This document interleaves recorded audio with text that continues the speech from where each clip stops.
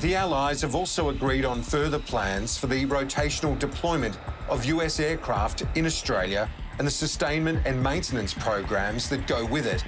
In delivering on closer collaboration and increasing our capabilities in the region, both the US and Australia must lean on alliance partners and defence primes like Lockheed Martin. For CEO Joe North, the new AUKUS pact is critical. We will continue to need a consistent presence out in the allied force world with those advanced capabilities we talk about that could be seamlessly integrated and can be deployed at a high level and a high degree of interoperability, because it's going to be critical. A good example is the F-35. A number of strategic allies in the area, in the Indo-Pacific, are also bringing their fifth-generation capabilities to bear. They're starting to increase their capabilities. And if you look at Japan, the Republic of Korea, and Singapore, they're all committed and invested in the F-35 program as well.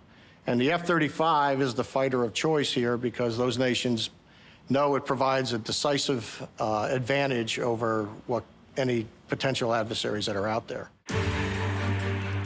By 2035, there'll be more than 300 F-35s operating in the Indo-Pacific. And that will be from land-based, from carriers, from amphibious ships.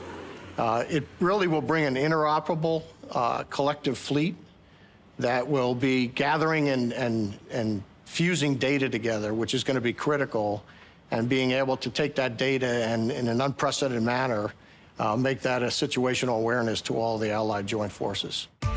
To that end, the F-35 Joint Strike Fighter is described as a node. It's got a very, very sophisticated set of sensors. Orthodox technologies would just include perhaps radar. It extends that with a very advanced set of electro-optics and has also a very sensitive set of receiving systems.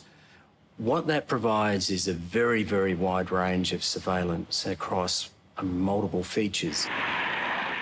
As a node, it provides that rapidly in a very secure form to ground assets, and those can be either fixed installations or land forces and ships.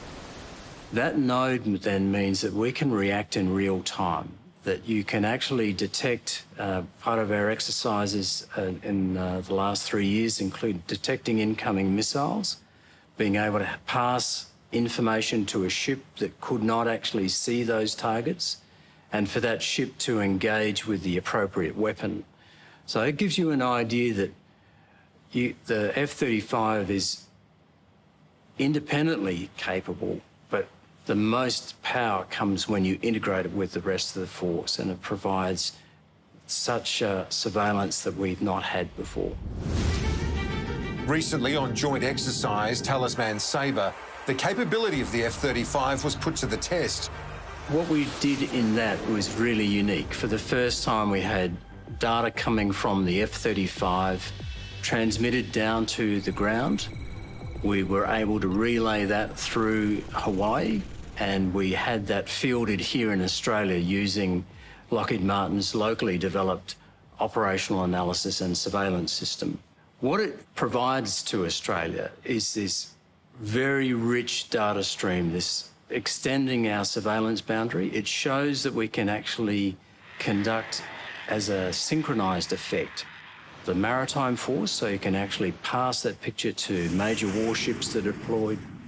We're able to provide firing solutions to land-based artillery that had long-range strike missiles. All of this is an example of the way in which the ADF can be integrated and the contribution that Lockheed Martin's technology provides. Should we be spending more on defence and become more self-reliant? Of course. That has been our policy since the day we were elected. We had the commitment to get to 2% of GDP, which we've achieved, and we're still going. And the complexity of our defence requirements is changing dramatically. The strategic environment in which we're operating has changed dramatically in the last 5 years. That's why over a year ago with the update, I indicated some big changes. Those long-range strike capabilities and other initiatives that we're engaged in, the work we're doing in cyber, the work we're doing particularly in our naval capabilities, all of this very important to Australia's strategic defences. The environment is changing markedly, and it will change even more over the next 30 years. And the decisions that I'm taking as a Prime Minister on defence are all about putting us in the best possible position for the right balance of forces over that period. A priority for the Morrison government and the ADF is ensuring that big projects deliver both a resilient supply chain and Aussie jobs. For Lockheed Martin, the F35 program is an exemplar. Australia has a very robust and a very resilient industry capability. The F-35 was a large enough program that created a great opportunity of over 50 companies that are taking advantage of about $2.7 billion worth of contracts to date, and that's going to continue to grow. And they've become world suppliers as well. I think the tribute is every F-35 that's been built and those that will be built in the future are all carrying Australian-made components. The alliance with the U.S. is, and now more broadly with the U.K. with us as partners in AUKUS, it's crucial to protecting Australia's national interest. All of that will roll into this. And pursuing those interests, we must ensure that our security interests are addressed, but also what are the economic issues? And that gets back to being dependent and having a resilient and having that capability within the nation. As a delivery partner for those next generation technologies, we understand that resilient sovereign defense capability, the industrial base here, needs to exist and needs to be integrated in to sustain those capabilities for years to come.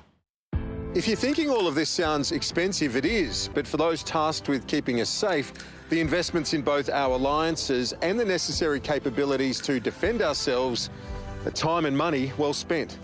The point about military alliances, the point about being militarily effective is preventing war. You don't want to go to war ever. You don't want to take the hit that comes with it, even if the hit's not actually on your shores. So we do these things, and the public needs to comprehend that we do these things with the Americans because we expect beyond exercises them never to be used.